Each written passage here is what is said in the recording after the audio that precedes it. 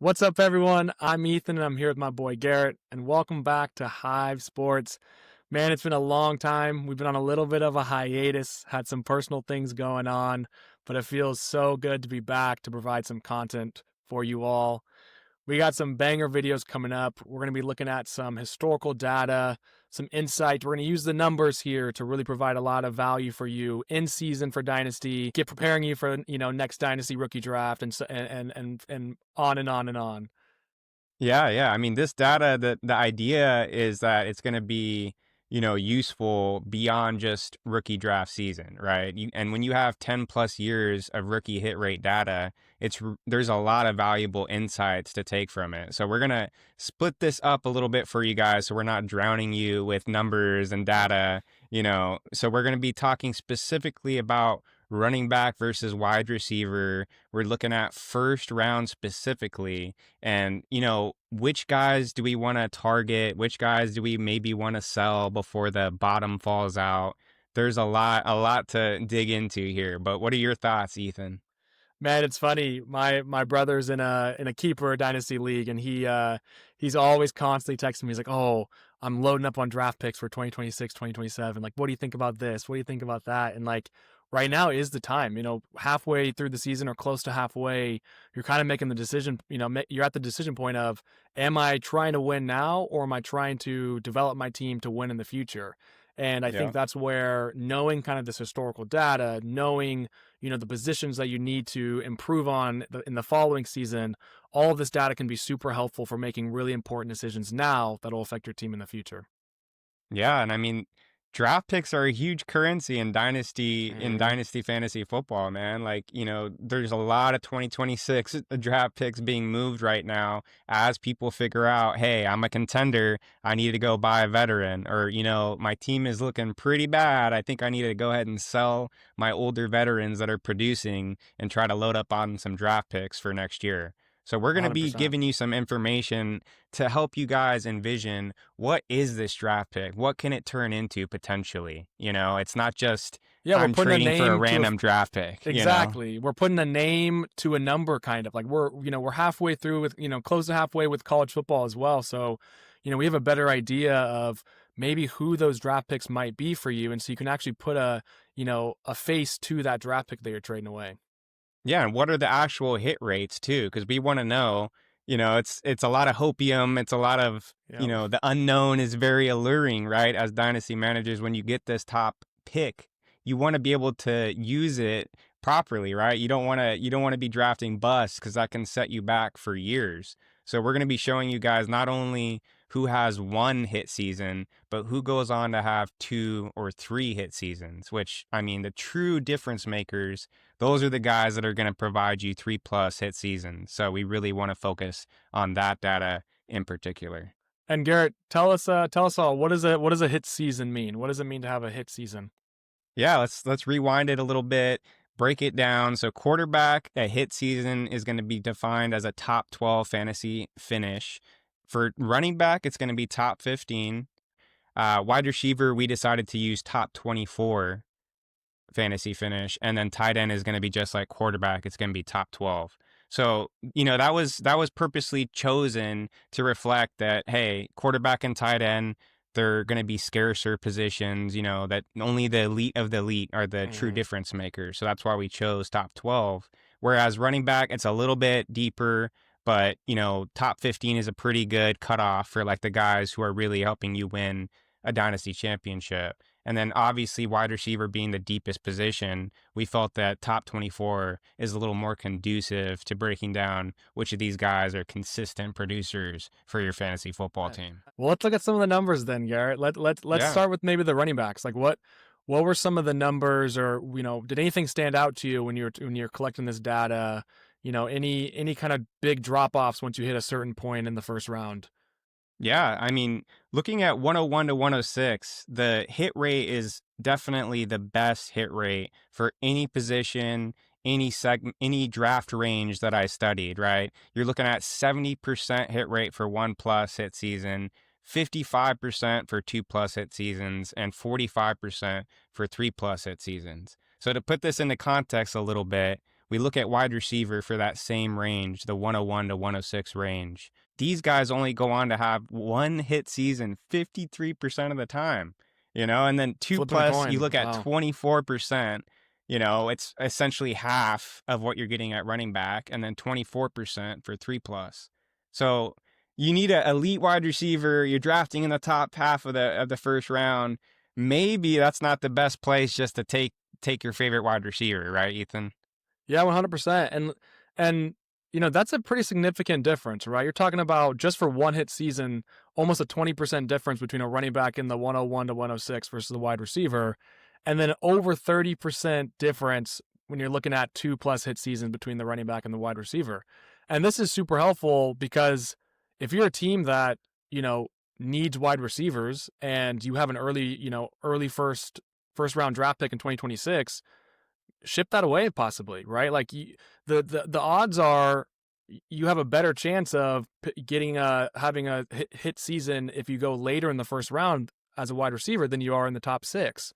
And Yeah. so there's a lot of, you know, there's a lot of the draft capital you can gain from trading an early first round pick is big. And if you're a contender and you need a young wide receiver who is, currently producing, and you're willing to, and you're able to give up that early first round pick because you have plenty of running backs, like that's important to know, right? Yeah, absolutely. Let's look at, for example, I just want to point out just how right what you were saying is. Like, look at 101 to 106 wide receivers, sample size of 17, so it's not a small sample. Mm-hmm. 24% 3+ hit seasons. Let's look at 201 to 206. Early second round wide receivers. We have 21 of those guys. Of those 21 guys, 57% had 1+ hit season, and 43% of them had 2+ hit seasons, right? So you Yeah, actually full round later, right? A full a round later, full you're getting round a better later. chance of having those hit seasons. Yeah. So why not trade back, target an early second, late first, because that is exactly the sweet spot where you see a lot of these Justin Jefferson type hits, these CD Lamb type hits. That is exactly where you want to be drafting. And, there's always exceptions. Of course, there's going to be wide Yep. receivers that are drafted in the top 6, like JSN, like Jamar Chase, who go on to have dominant careers, of course. But we're looking at the numbers, and the numbers tell you there's value to be had if you trade back. Or if you want to go another direction, you're worried about that hit rate. Why don't you just trade your early first rounder for an elite wide receiver who's already shown it at the NFL level? Yep. That's another way you can go with, if you need wide receiver next year. Well, and it's funny, if you look at the 107 to 112 in the running back position, you see such a large drop off, right? 1+ hit season, you're looking at 39%, 2+, 28%, and then 3 hit seasons or more is 22%, right? Yeah. So this is also a flip side. If you're a team that is like, hey, I need a running back, and my team to get to the next level needs a solid running back, like you should be trying to add up, as many of those early first round draft picks as you can. And based on our projections for even 2026, you can see that 3 of our top 6 players that we think are going to be drafted in the rookie dynasty draft are running backs, right? Yeah, absolutely. I mean, 3 of the top 6, right? And I'm sure there's going to be some wide receivers that fall that are studs, right? This is a pretty deep wide receiver class that we're looking at for next year. And this may be a good time to kind of bring up the 2026 class if you want, E. But if we look at the 2026 class, you need a wide receiver. There's several guys that are putting together very promising seasons right now, right? I mean, Jordan Tyson being one, Carnell Tate, Makai Lemon, that's 3, Denzel Boston, Casey Concepcion. That's 5 guys, and there's others that we didn't even name, right, E, that could work themselves into the first round conversation. I mean, when we were doing our first round mock, right, we had 5 to 8 different wide receivers that were like, we could swap the 112 spot with 8 different guys, right? Yeah. And that just, the data supports that. The data shows that you're able to get some stud wide receivers in that late first, early second round of the dynasty rookie draft, whereas the running backs are a little bit slimmer. And so I think that having that knowledge and that data during season, when you're kind of making the decision of whether you want to be a contender or not, or whether you want to kind of add up on those draft picks, like my brother who has like 5 different first round draft picks, it seems like next year, right? Like that's important. And this data can really help you really make that kind of confident decision. Yeah. And if you need a running back, like you said, do everything you can to get into that top 6 because it's just such a steep fall off. And, there's a lot of guys in the late first that, they get pushed up the draft board a little bit because owners who need running back, they missed out on Jonah Coleman, they missed out on Justice Haynes and Jeremiyah Love. And Mm-hmm. now they're going to say, okay, I'm going to reach for the next guy at running back. Maybe I'll take Katron Allen over, Denzel Boston or Casey Concepcion. And that historically has been a mistake, right? That's where you start drafting Keyshawn Vaughn over Jalen Waddle and Justin Jefferson. 100%. And like a good way to wrap this up and kind of paint a good picture of it is let's look at the top 10 Yeah. running backs and top 10 wide receivers with the most hit rate since 2014. If you look at the running backs, starting with Derrick Henry, who has the most, 108, sure, he falls out of that 106. But you get 107 with Joe Mixon, 101 with Zeke, 105 with McCaffrey, 111 with Kamara, 103 with Gurley. We have one player that's outside the first round in Aaron Jones, and then we have 101, 104, 101. Like on average, you're looking at running backs getting drafted in the first 6 spots to have those like multiple hit seasons. But if you look at wide receivers instead, you have Devontae Adams at 112 with 8 hit seasons, Stephon Diggs at 312 with 7 hit seasons, DJ Moore at 111 with 6, and so on, right? Like 9 and 10 is Tyler Lockett and Jarvis Landry at 305 and 402, right? So, I mean, you're seeing multiple players who are having 5+ hit seasons at wide receiver that are drafted outside of the first round, and there's only one in the running backs for the top 10 that have 5+ hit seasons since 2014. Yeah, and it's important to real quick clarify just this is all the guys who were drafted in the top 48 of rookie draft ADP, right? This is the guys who were drafted top 4 rounds, and it's going to exclude guys who went completely off the radar like Puka Nacua, like George Kittle, so that's something to keep in mind. But we're looking at what are the most valuable draft picks going back to 2014, right? And there's, like you said, it's just so imperative that if you need one of these elite difference-making running backs, you get one of those top 8 picks, top 6 preferably, but we see there's a little bit of wiggle room, right? There's Yep. Joe Mixon and Derrick Henry are 7 and 8, you see a lot of guys in that mid-first area, but once you get to the late first, it's like there's Alvin Kamara, and that's it. That's the only guy who was truly late first who ended up on this list, right? And then we look at wide receiver, you got Devontae Adams late first, DJ Moore late first, CeeDee Lamb late first. Yep. There's Justin Jefferson who's going to be on this list very soon, who obviously, has 4, I think he's at 4 hit season. He's going to be well on his way, to towards the top with, of the list. Yeah. So, long story short, you want to target running back top half of the first round. You want to trade back. You want to, target wide receiver a little bit later in the first or early second.